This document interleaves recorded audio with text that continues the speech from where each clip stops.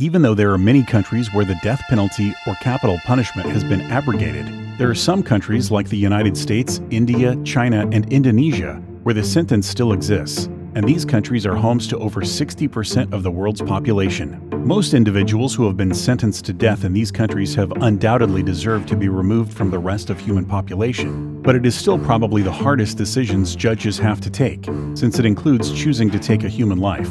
Those lives were of incredibly hostile people who committed abhorrent and unimaginable crimes over other human lives, conspiracies against government, annihilation of entire nations or other atrocities, and violations against mankind, and thus the world is definitely a better place without most of them. This cannot be an easy task for judges who are primarily human too, but it is also something that had to be done in order to serve as an admonition to other people. So, after sentencing someone to death, it is customary for the judges to break the nib of the pens which they had used to sign the penalty. Here are some of the reasons why they do it. This is an old custom. First of all, it's an old custom originating from the British. No one really knows the reason behind this tradition and can give an explanation on why the first judges chose to break the tips of their pens after sentencing someone to death and ordering their execution, but it had to be done since the introduction of written records of such sentences.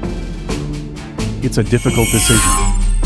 As previously mentioned in the introduction, it is not an easy choice to make. Judges have to take a lot of things into consideration before being as certain as possible that they are doing the right thing, and that there isn't another way for the person to make amends for what they had done. They have to think of the age, wards, family salary, odds of restoration and improvement, and most of all, the heaviness of wrongdoings and the amount of danger the sentenced individual represents to the remainder of the population.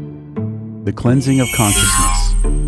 Since it's a hard decision to make because it includes taking of a human life, judges might also try to wash the blame they feel for such an act by breaking the nibs of their pens. It is a heavy burden to carry on someone's shoulders, and they probably need some sort of an outlet. What is signed cannot be undone. Another explanation is that it's a sentence inconceivable to be disavowed. There are no second or third sentiments when a judge settles on a decision to sign a death penalty. They cannot subsequently change their minds and bring someone back to life.